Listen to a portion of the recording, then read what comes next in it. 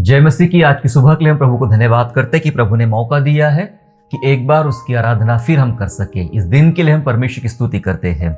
आइए फिर एक बार हम परमेश्वर के वचन को समझने और पढ़ने जाएंगे। आज जिस विषय पर प्रभु के वचन से हम लोग बात करने जा रहे हैं वो है परमेश्वर अन्याय को न्याय में बदलता है।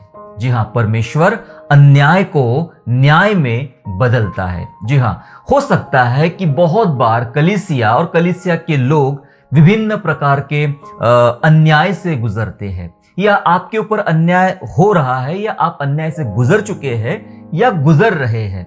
और कई बार आपकी दुआएं, आपकी प्रार्थनाएं और जब हम करते हैं तो हमें ऐसा लगता है कि क्यों परमेश्वर मेरी नहीं सुन रहा, परमेश्वर कब मेरा न्याय चुकाएगा, क्या परमेश्वर न्याय करता भी है या मुझे इसी हालात में रहने देता है, या मुझे इसी हालात में रखेगा। ऐसे बहुत सारे सवाल, बहुत सी बातें हमारे मनों में तैयार हो जाती है। हम कई बार अकेले बैठ के रोते रहते हैं, अकेले बैठ के चिंतित हो जाते हैं, परेशान हो जाते हैं, चिड़चिड़े हो जाते हैं और हमें कुछ सूझता नहीं है, कुछ समझ में नहीं आता है और अन्याय की वजह से हम बहुत ज्यादा दब जाते हैं।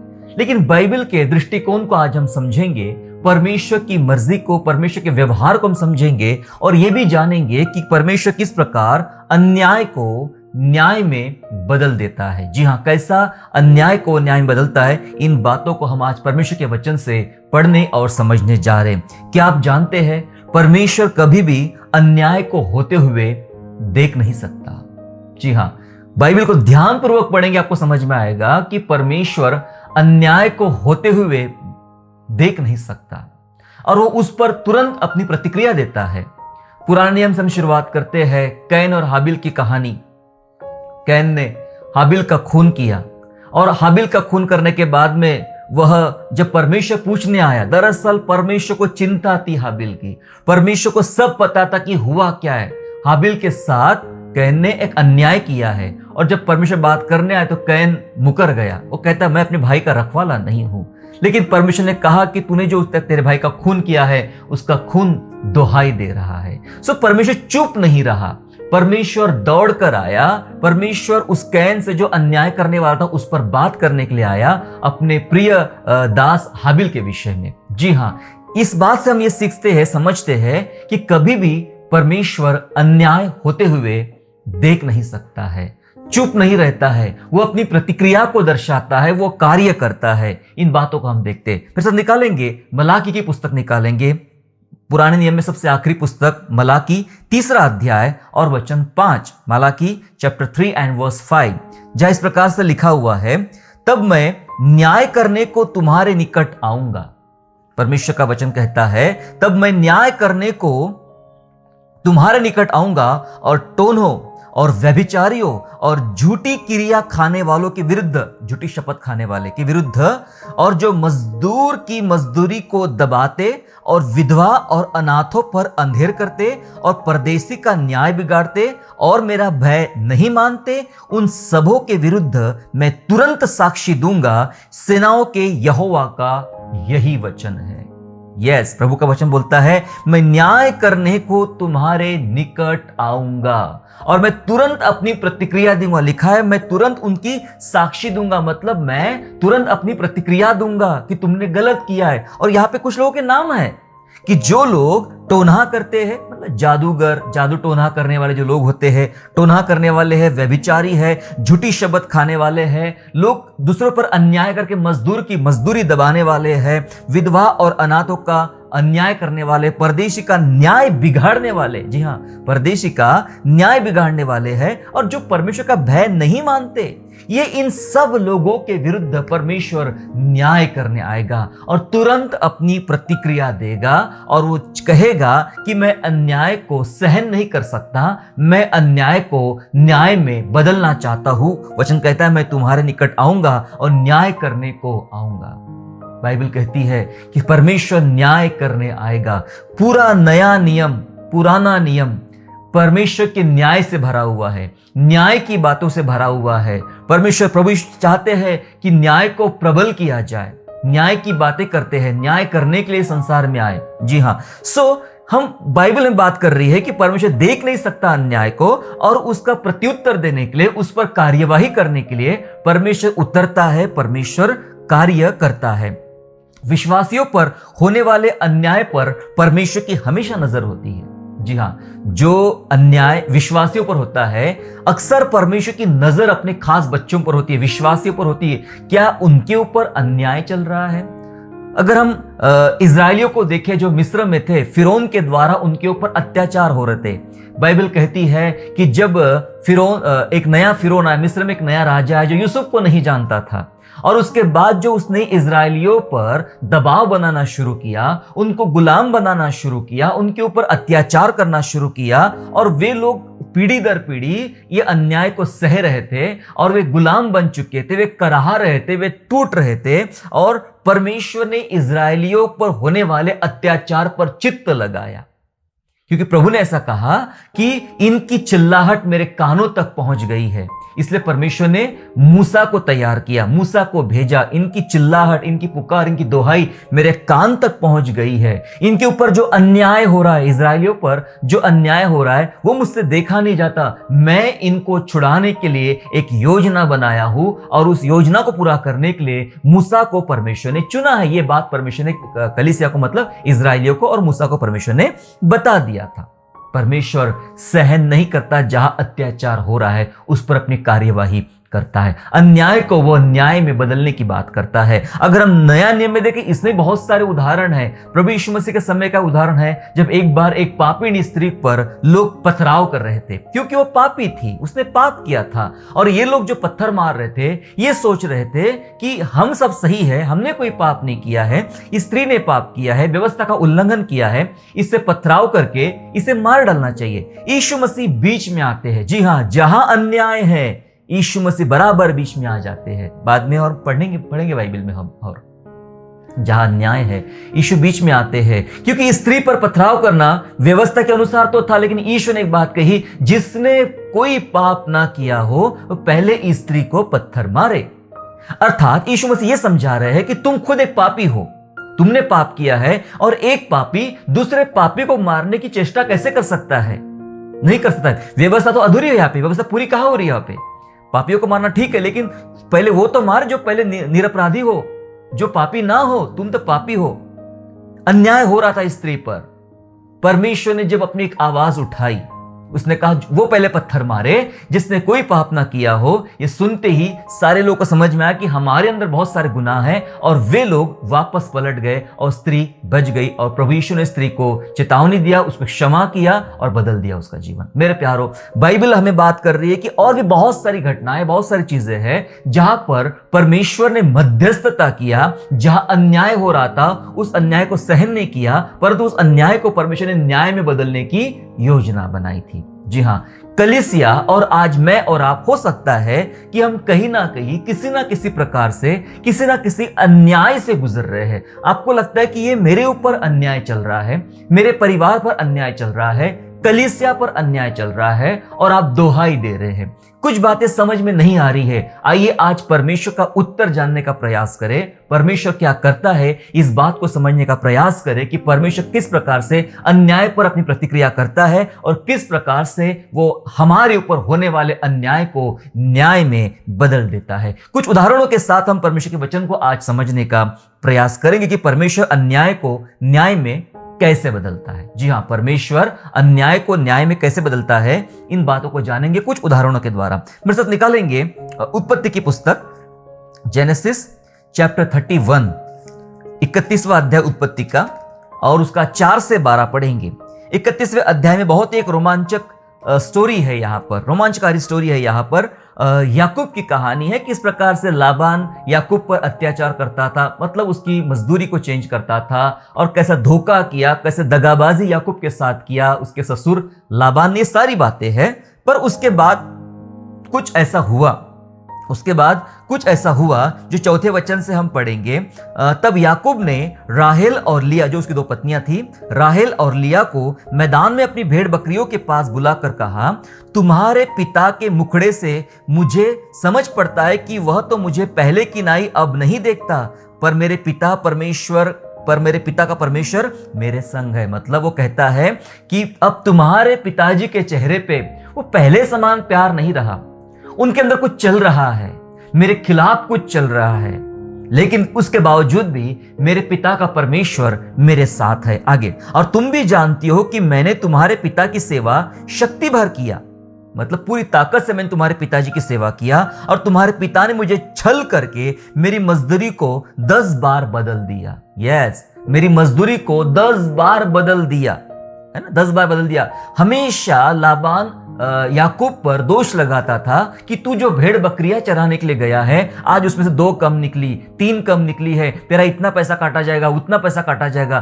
तो बार बार उसकी मजदूरी कम कर दी गई है, बदल दी गई है। आगे लिखा है, परंतु परमेश्वर ने उसको मेरी हानि करने नहीं दिया। इसका मतलब बार बार लाबान ने प्रयास किया कि मैं याकूब के ऊपर अन्याय करूं, हालांकि याकूब ईमानदारी से काम करता था, मैं याकूब पर अन्याय करूं, लेकिन वचन कहता है परमेश्वर ने मेरी हानि करने नहीं दिया। हालेलुया। कलीसिया को यह बात पता होना चाहिए कि शत्रु कितनी भी योजना बनाए आपके विरोध में, लेकिन परमेश्वर जब हमारे साथ है, जिसका नाम इम्मैनुअल है, मतलब परमेश्वर हमारे साथ, वो कभी भी आपकी हानि करने नहीं देगा, वो अन्यायी को आपसे दूर रखेगा, बचाए रखेगा। आगे पढ़िए, जब उसने कहा कि चित्ती वाले बच्चे तेरी मजदूरी ठहरेंगे, तब सब भेड़ बकरियां चित्ती वाली जनने लगी, और जब उसने कहा कि धारी वाले बच्चे तेरी मजदूरी ठहरेंगे, तब सारी भेड़ बकरियां धारी वाली जनने लगी। यस, तो मतलब जैसा कहता गया वैसी चीजें होती रही, मेरी ही बढ़ोतरी होती रही। वो उसमें भी चालाकी करता था कि ऐसा ना हो कि ये इसको चली जाए, उसको लगा कि इस टाइप की भेड़ बकरियां बढ़ रही है, तो ये तेरी नहीं है, मेरी होना चाहिए, बार बदलने का प्रयास कर। लेकिन आगे सुनिए 9वां वचन, इसी रीति से परमेश्वर ने तुम्हारे पिता के पशु लेकर मुझको दे दिए। यस, वो चाहता था लाबान की याकूब के पास कभी भी, क्योंकि एक इनके पास कमिटमेंट हुआ था, दोनों का एक एग्रीमेंट ऐसा हुआ था कि मैं कुछ दिनों के लिए, कुछ सालों के लिए तुम्हारी भेड़ बकरियां लेकर जाऊंगा। मैंने आज तक तुम्हारे यहां काम किया, दोनों बेटियों के लिए 7 साल का 2 बार काम किया याकूब ने, और उसके बाद वो सोचता है कि अब तो मुझे ठीक नहीं जान पड़ रहा है, यहाँ पे मैं तुम्हारी भेड़ बकरियां लेकर चलता हूं, जो चितकबरी धारीदार बकरियां निकलेगी, काली भेड़ बनेगी, वो मैं रख लूंगा, बाकी जितनी दूसरी रहेगी वो तुम्हारी हो जाएगी। दोनों के बात पसंद आई, लेकिन जब जब लाबान ऐसा कहता था कि ऐसा नहीं होना चाहिए, वैसा होना चाहिए, वैसा नहीं होना चाहिए, वैसा होना चाहिए, और वैसा ही होता भी रहा, परमेश्वर याकूब के पक्ष में खड़ा रहा और याकूब को बहुत बढ़ाया। इसलिए 9वां वचन बोलता है, इसी रीति से परमेश्वर ने तुम्हारे पिता के पशु लेकर मुझको दिए। तुम्हारे पिता के पशु लेकर मुझको दिए। किसने दिए? परमेश्वर ने दिए। भेड़ बकरियों के गाभिन होने के समय मैंने स्वप्न में क्या देखा कि जो बकरे बकरियों पर चढ़ रहे हैं सो धारी वाले, चित्ती वाले और धब्बे वाले हैं। और परमेश्वर के दूत ने स्वप्न में मुझसे कहा, हे याकूब। मैंने कहा, क्या आज्ञा? उसने कहा, आंखें उठाकर उन सब बकरों को जो बकरियों पर चढ़ रहे देख कि वे धारी वाले, चित्ती वाले और धब्बे वाले हैं, क्योंकि जो कुछ लाबान तुझसे करता है सो मैंने देखा है। हालेलुया। जो लाबान तुझसे कर रहा है वो मैंने देखा है। इसका यह मतलब है कि जो अन्यायी आपका न्याय बिगाड़ रहा है, जो आपके साथ किया जा रहा है, ये सब बातें परमेश्वर देख रहा है। Yes, praise the Lord. कलीसिया हाथ उठाकर कहे, thank you Lord, praise the Lord. क्योंकि मैं इसलिए बात कह रहा हूं, हमें कई बार ऐसा लगता है कि मेरे ऊपर इतना अत्याचार हो रहा है, मेरे ऊपर अन्याय हो रहा है और मेरी कोई सुधि लेने वाला नहीं। जी हां, परमेश्वर अंधा नहीं कि देख ना सके। हाँ, ये बात अलग है कि जब अधर्म करेंगे, पाप करेंगे तो अपनी आंखें मूंद लेगा, अपने कान बंद कर लेगा, लेकिन जब आपके ऊपर अन्याय हो रहा है वो चुप नहीं रहेगा। लिखा है ये सब परमेश्वर ने देखा है। जी हां, हमें ऐसा लगता है कि अगर इसके पहले का पार्ट पढ़े तो किस प्रकार से याकूब जब भेड़ बकरियां पानी पीती थी तो डंगाल को, डालियों को रखता था और उसको देखकर वे अलग चितकबरी बकरे बच्चे पैदा करते, ऐसा लिखा है। पर यह मामला कुछ साइंस का नहीं था, कोई डंगाल का नहीं था। उसने कबूल किया कि परमेश्वर ने यह किया। कोई डंगाल की वजह से ऐसे भेड़ बकरे बच्चे पैदा नहीं होते हैं, ये परमेश्वर ने किया। लिखा है उसने, तो इस रीते परमेश्वर ने तुम्हारे पिता के पशु लेकर मुझे दिए। परमेश्वर मेरे संग रहा। और लिखा है कि ये सब जो लाबान ने किया वो परमेश्वर ने देखा है। जी हाँ, अब कैसे बदला परमेश्वर? जो अन्याय याकूब के ऊपर हुआ था, परमेश्वर ने उस अन्याय को कैसे न्याय में बदल डाला। जबकि याकूब की मजदूरी बार बार बदली गई, उसके साथ धोखा किया गया, हर बात को लेकर, शादी को लेकर, कामों को लेकर, पैसों को लेकर उसके साथ धोखा किया गया, अन्याय किया गया, लेकिन परमेश्वर ने उस अन्याय को याकूब के जीवन में न्याय में बदल डाला। लिखा है उसके पास इतनी धन संपत्ति हो गई कि वो शायद लाबान के पास भी उतनी नहीं थी। वो बहुत पैसे वाला और प्रॉपर्टी वाला इंसान बन गया याकूब, क्योंकि परमेश्वर उसके साथ था। जी हाँ, याकूब पर होने वाले अन्याय को परमेश्वर देख रहा था। कलीसिया पर, आप पर और मुझ पर अगर किसी प्रकार का अन्याय होता है तो परमेश्वर उसको देखता ही है। जी हाँ, न्याय और अन्याय के बीच देखिए, जब प्रभु काम करता है न्याय अन्याय के बीच, तो मुख्य बात क्या देखता है? न्याय और अन्याय के बीच व्यक्ति की मंशा देखी जाती है। व्यक्ति की मंशा देखी जाती है। मतलब लाबान की मंशा भी परमेश्वर ने देखा और याकूब की मंशा को भी परमेश्वर ने देखा। याद रखिएगा, हम कई बार हमारी तरफ से सही होते हैं, हमें लगता है कि मैं सही हूं और सामने वाला ही गलत है। ऐसा हर व्यक्ति को लगता है कि मैं सही हूं। जो कुछ भी हम करते हैं हमें लगता है कि मैं सही हूं। हमें कभी भी अपनी गलती समझ में नहीं आती है और इस कारण हम सारी बातों को अपने ही पक्ष में लेते हैं। बात या अपने पक्ष की नहीं है, बात सिद्धांत की है, परमेश्वर के दृष्टिकोण की है। परमेश्वर को समझने की बात है कि परमेश्वर पे न्याय कैसा करता है। प्रभु के पास कोई अन्याय नहीं है, वो न्याय के सिंहासन पर विराजमान है और न्याय के सिंहासन पर से सिर्फ और सिर्फ न्याय की बातें करता है। वो कभी मुंह देखा न्याय नहीं करता है, अन्याय नहीं होने देता है। जी हाँ, वो क्या देखता है? दो व्यक्ति के बीच में जिस पर अन्याय हो रहा है या न्याय हो रहा है, जो भी है, उसके बीच उनकी व्यक्तियों की मंशा को देखा जाता है। तो पहले प्रभु ने लाबान की मंशा को देखा, जो अन्याय करने वाला व्यक्ति है। यहां पर उसकी मंशा क्या थी? लाबान को यह पता था कि इतना ईमानदार आदमी, इतना मेहनती आदमी मुझे दोबारा कभी मिलेगा नहीं। चलो अच्छा है, इसको दबाए, इस पर शासन करे, इसको बेवकूफ बनाए, इसकी मजदूरी को बार बार चेंज करे, और ये तो कुछ बोलता ही नहीं है। ये तो कुछ बोलता ही नहीं है। मैंने बोल दिया कि 3 बकरी कम निकली, पैसा काट लिया, ये तो कुछ बोलता ही नहीं है। और ये बहुत बढ़िया खेल चल रहा है कि याकूब को दबाओ और इसकी मजदूरी को खाओ और इसके द्वारा होने वाले प्रॉफिट को अपने पास लो। लाबान की मंशा सही नहीं थी जो लाबान कर रहा था। जब याकूब ने किया उसके संग ईमानदारी से काम किया, तो यह बात परमेश्वर ने देखा कि उसकी मंशा ईमानदारी की थी। याकूब की मंशा ईमानदारी की थी। इतना ही नहीं, जब वह भेड़ बकरी को लेकर निकला और उनके चिद कपरे बच्चे पैदा होते थे, जब उसने ऐसा प्रॉमिस किया लाबान के साथ में, तब भी उसके पीछे की उसकी मंशा ऐसी नहीं थी। उसकी मंशा ईमानदारी की ही थी।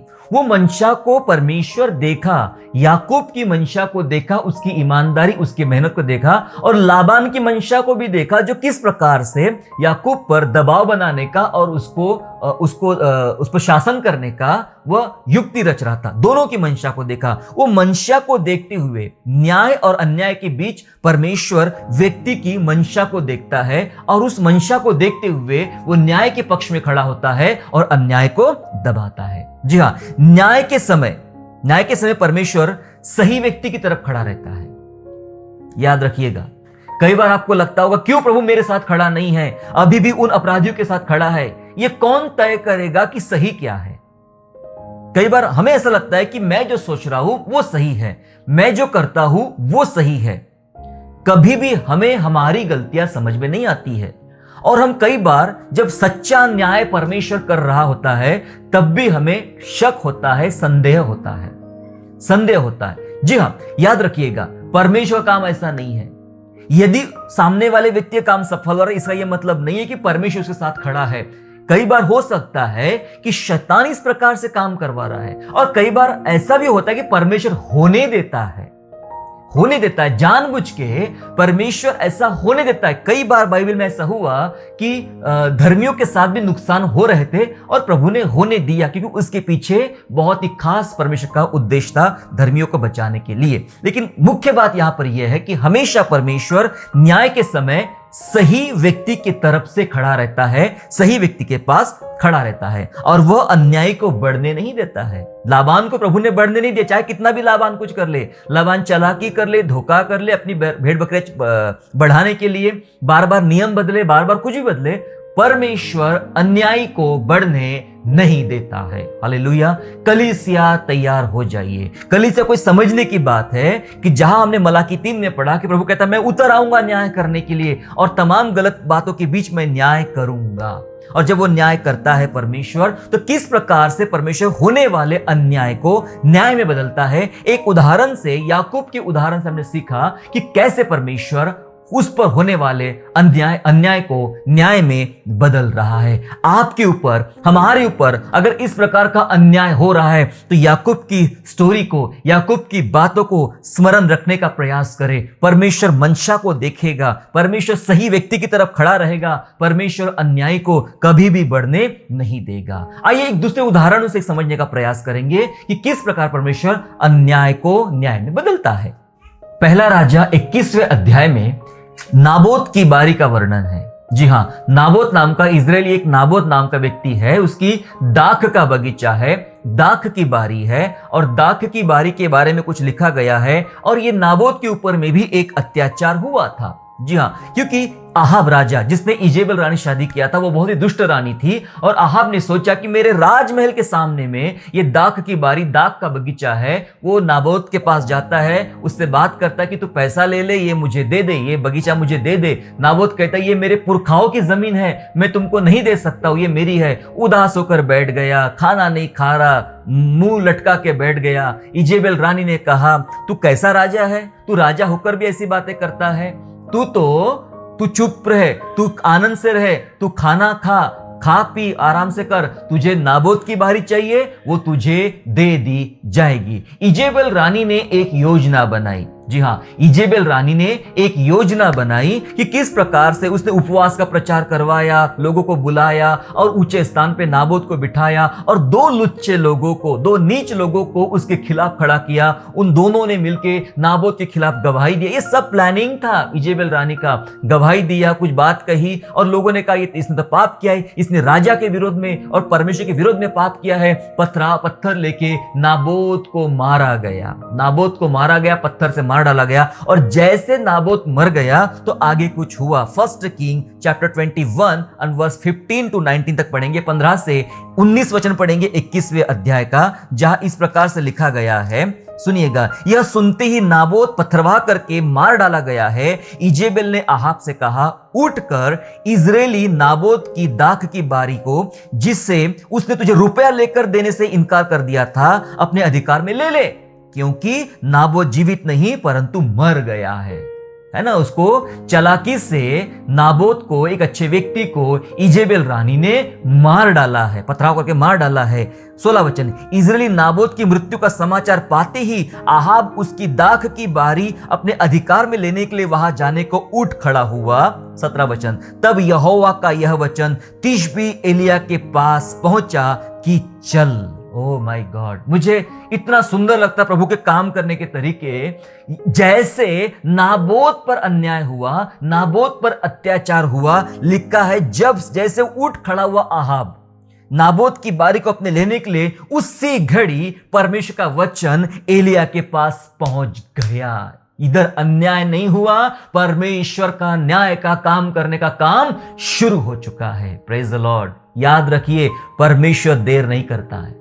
जी हां, मैं ऐसा मानता हूं, ना परमेश्वर कभी जल्दबाजी करता है और ना परमेश्वर कभी देर करता है। परमेश्वर जो कुछ करता है अपने सही समय पर करता है। यहां जैसे नाबोत मर गया और आहाब भागा उस दाख की बारी पर कब्जा करने के लिए, उसी घड़ी परमेश्वर का वचन एलिया के पास पहुंचा और लिखा है चल। कहां चल? 18 वचन, शमरोन में रहने वाले इजराइल के राजा आहाब से मिलने को जा, वह तो नाबोत की दाख की बारी में है, उसे अपने अधिकार में लेने को वहां गया है। और उसने उससे कहना कि यहोवा यो कहता है कि क्या तूने घात किया और अधिकारी भी बन बैठा? फिर तू उससे यह भी कहना कि यहोवा यो कहता है, जिस स्थान पर कुत्तों ने नाबोत का लहू चाटा, उसी स्थान पर कुत्ते भी तेरा लहू चाटेंगे। पथराव करके नाबोत को मार डाला और कुत्ते उसका खून चाट रहे थे, नाबोत का मरी हुई लाश का। और प्रभु ने देखा इस अन्याय को। क्या लगता है, इजेबेल रानी ने प्लान करके, चालाकी करके एक अच्छे आदमी को मार डाला, मरवा डाला, उसकी प्रॉपर्टी, उसकी दाख की बारी को अपने कब्जे में कर लिया, दुष्टता की चाल चली और परमेश्वर हाथ बांध के खड़ा रहेगा, शांत रहेगा? क्या लगता है आपको? परमेश्वर चुप नहीं रहता है। लास्ट मैसेज में मैंने बताया था कि सताव पर प्रतिक्रिया का क्या हो, और उस पर प्रतिक्रिया पहली थी कि यीशु चुप रहा। जब उसे पूछा जा रहा था कि इतने सारे लोग तुझ पर आरोप लगा रहे हैं, तू चुप क्यों है, तू कुछ बोलता क्यों नहीं है? यीशु चुप रहा, उसने कुछ भी नहीं कहा। पता है, मैंने कहा वो चुप रहना भी एक बहुत बड़ा हथियार है, इसलिए हमें चुप रहना है ताकि हमारी आवाज परमेश्वर बने। याद रखिएगा, हमें इसलिए चुप रहना है कि हमारी आवाज परमेश्वर बने। यहां परमेश्वर चुप बैठ के देख रहा था हो क्या रहा, और जैसे नाबोत पर अन्याय हुआ, परमेश्वर उठा, वो चुप नहीं रहा, उसने बोलना शुरू कर दिया और आहाब को चेतावनी दिया, जैसे नाबोत का खून कुत्ते चाट रहे, तेरा भी खून कुत्ते चाटेंगे, तुझे कुत्ते खा डालेंगे। आगे भी लिखा हुआ, पढ़ने का समय नहीं है, ना केवल तू, तेरी बीवी को भी, जिसने ये योजना बनाई है, उसको भी कुत्ते खाएंगे, कुत्ते चाटेंगे, कुत्ते खाएंगे उसकी लाश को, और तुझे भी और तेरे वंशज को भी ऐसा ही होगा। ये बात परमेश्वर ने नाबोत को आहाब को परमेश्वर ने बता दिया। मैं आपको बताना चाहता हूं, परमेश्वर का न्याय अन्याय पर बहुत भारी है। हालेलुया। अन्याय करने वाला सोचता है मैं जीत गया हूं, मैंने इतना कर लिया है, बहुत ताकत लगाया, बहुत बुद्धि लगाया, मैं कर लिया हूं। लेकिन बताना चाहता हूं, परमेश्वर का न्याय अन्याय पर भारी है। और यह भी बताना चाहता हूं कि परमेश्वर का, क्योंकि आहाब जो था, बाद में हम देखते कैसा आहाब ने बचने का प्रयास किया, तब भी आहाब मारा गया, उसी खेत में उसको मारा गया और वह कुत्ते उसको चाट रहे थे। ऐसा हुआ। और उसके बाद हम देखते हैं कई वर्ष बीत गए। कई वर्ष बीतने के बाद उसका एक लड़का था योराम, आहाब का लड़का था योराम, वो भी दुष्ट था, और येहू को परमेश्वर ने खड़ा किया था राजा के स्वरूप में। और परमेश्वर ने कैसा काम किया येहू के द्वारा, क्योंकि मैं ये बताना चाहता हूं, परमेश्वर का न्याय वर्षों बाद भी काम करता है। यह मत समझ लीजिए कि ये छोटा सा रिचार्ज है, 2 दिन चलेगा, नहीं।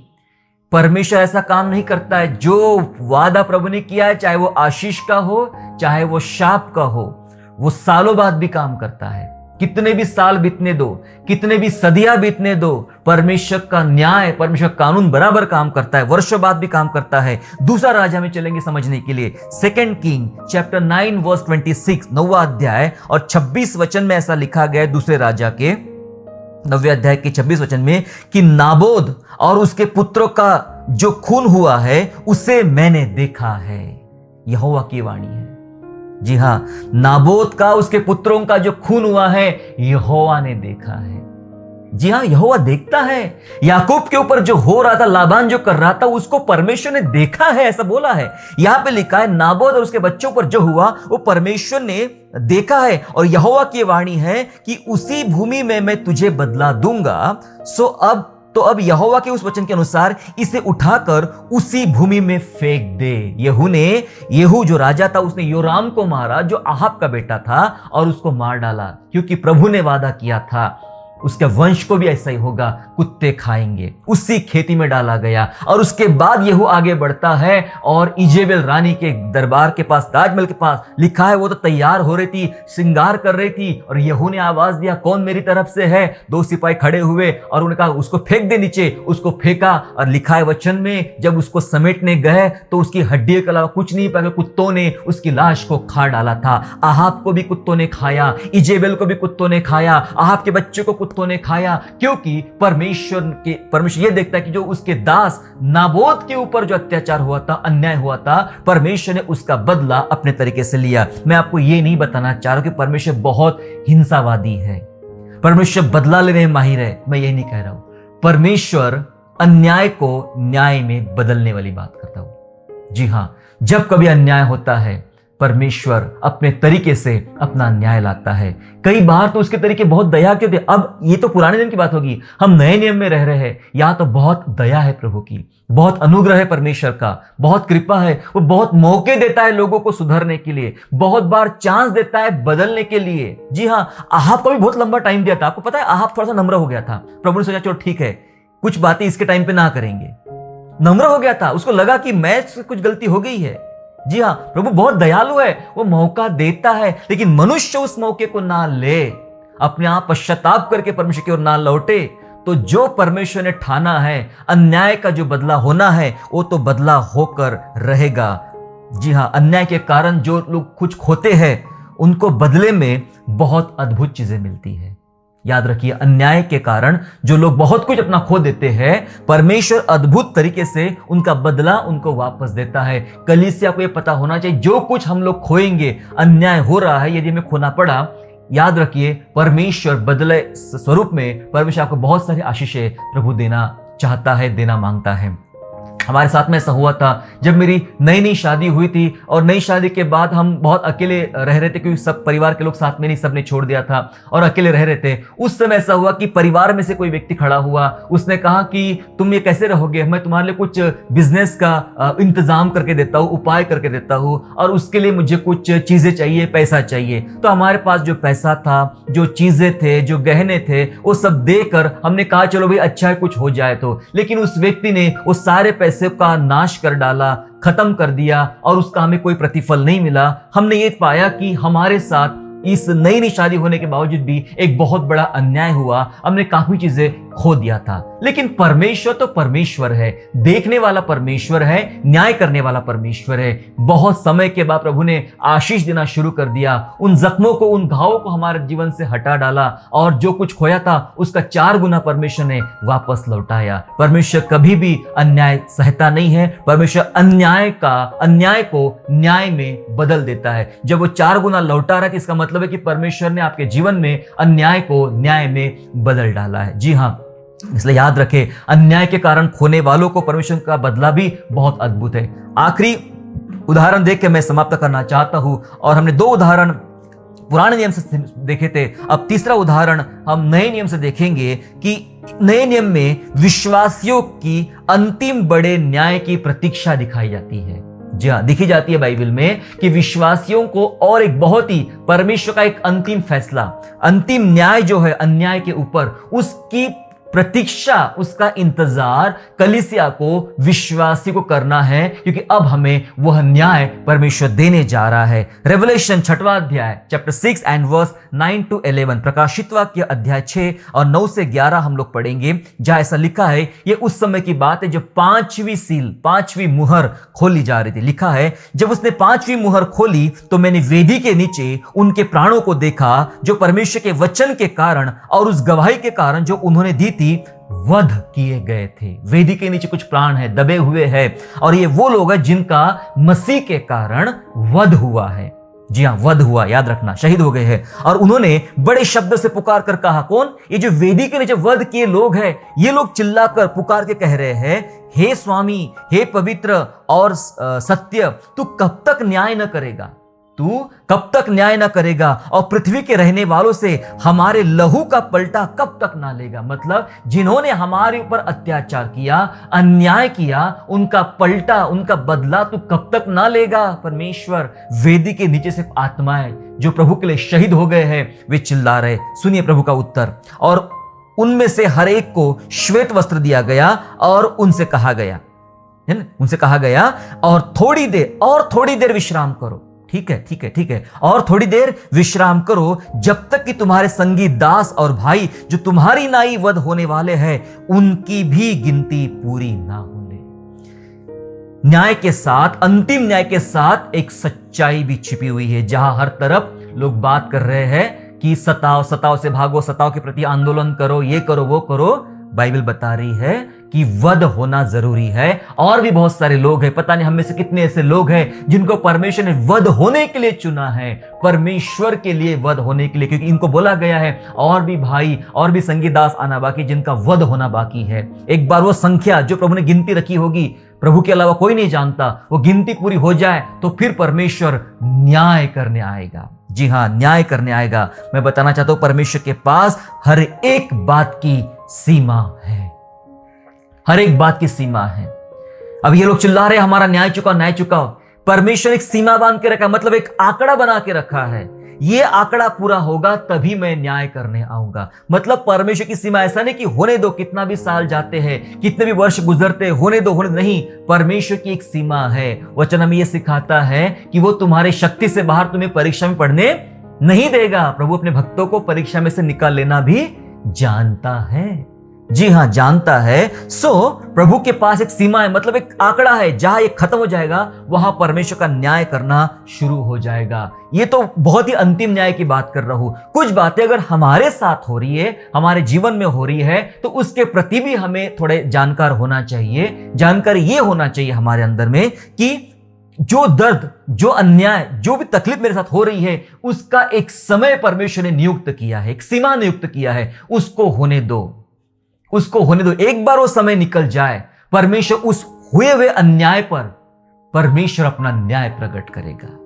बहुत सारे न्याय तो इस धरती पर ही हमें देखने को मिलते हैं, बहुत सारी बातों के न्याय, और एक अंतिम न्याय हमें स्वर्ग में देखने को मिलने वाला है। जी हाँ, अंतिम न्याय जो परमेश्वर का आने वाला है, स्वर्ग में मिलेगा। इसलिए एक सीमा है, सीमा को अपना काम करने दो। याकूब की पत्री कहती है कि धीरज को अपना काम करने दो। सीमा बांधी है प्रभु ने, उस सीमा तक पहुंचने दो। उसके पहले काम नहीं करेगा। इब्राहिम इसहाक को लेकर मोरिया पर्वत पर जा रहा है बलिदान देने के लिए। जब घर से निकला, प्रभु ने नहीं रोका। सीढ़ी पर पहुंचा, प्रभु ने नहीं रोका। पहाड़ के आधे तक पहुंच गया, प्रभु ने नहीं रोका। लकड़ियां रखने दिया, प्रभु ने नहीं रोका। उस पर सब कुछ बांध बुन के रखने दिया। इसहाक के हाथ बांध दिए, प्रभु ने नहीं रोका। जब तलवार उठाया, तब प्रभु ने रोका। जी हां, अंतिम एक सीमा है, एक सीमा प्रभु ठहराता है।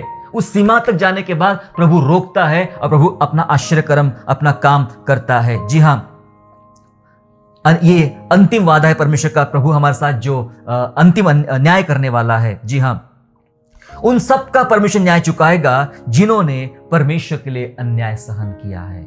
सच्चाई यह है कि आपको और मुझे आगे भी, इसके आगे भी हो सकता है, मसीह के कारण कुछ अन्याय सहना पड़ेगा। अन्याय सहना पड़ेगा। जी हां, अन्याय सहना पड़ेगा, और हम सब का परमेश्वर एक साथ न्याय चुकाएगा। इस बात को हमें याद रखने की आज जरूरत है मेरे प्यारों। जी हां, हमने कुछ उदाहरणों से, पुराने नियम और नए नियम के उदाहरण से हमने ये जाना कि परमेश्वर कैसे अन्याय को न्याय में बदलता है। अब बारी हमारी है। क्या आप सोचते हैं कलीसिया, चर्च, आप क्या सोचते हैं? क्या मुझे जीवन भर इस अन्याय से गुजरना पड़ेगा? कोई बात नहीं, अगर गुजरना पड़ा भी तो, अगर न्याय यहां नहीं हुआ तो स्वर्ग में एक अद्भुत न्याय परमेश्वर हमारे साथ करने वाला है। मैं इतना भी कहना चाहता हूं कि अगर जो आपके साथ व्यवहारिक रूप पे, भौतिक रूप पे अगर कुछ अन्याय हो रहा है, उसके प्रतिफल, उसके कार्य, उसके जो न्याय है, परमेश्वर अभी आपको देना शुरू। कईयों के जीवनों में परमेश्वर, मैं देख पा रहा हूं, कईयों के जीवनों में परमेश्वर न्याय के काम करना शुरू कर रहा है। आने वाला नया साल 2022 बहुत ही अद्भुत न्याय, विश्वासियों के लिए अद्भुत न्याय को लेकर आएगा। उनके जीवन में, उनके कामों में एक अद्भुत न्याय को लेकर आने वाला है। आप तैयार रहे मेरे प्यारों। एक याद रखिए, परमेश्वर ने देखा है। ये लाभ याकूब को बता दिया गया था। जो कुछ लाबान के साथ किया वो परमेश्वर ने देखा है। जो कुछ नाबोत के साथ अहाब ने किया, ये सब बातें परमेश्वर ने देखी थी। और जो विश्वासी वध होकर आए हैं, उसके दुखों को भी परमेश्वर ने चित्त लगाया है, देखा है। यस, प्रभु शांत नहीं है, प्रभु देख रहा है। अगर प्रभु देख रहा है तो न्याय भी आएगा। मतलब हमारे ऊपर जो अन्याय हुआ है, उसके ऊपर परमेश्वर कैसा उस अन्याय को प्रभु न्याय में बदलेगा, ये आप देखोगे और बड़ी गवाहियां सुनेंगे और गवाहियां बताइए और एक दूसरे का विश्वास बढ़ाइए। प्रभु हमारा न्यायी है। आइए हम लोग प्रार्थना करें। स्वर्गीय पिता, प्रभु यीशु मसीह के नाम से आपका हम धन्यवाद, स्तुति, प्रशंसा करते हैं। प्यारे पिता परमेश्वर, हम जानते हैं हमारे ऊपर होने वाले अन्याय को आपने देखा है। इजरायलियों पर जो अत्याचार हो रहे थे वो आपने देखा था।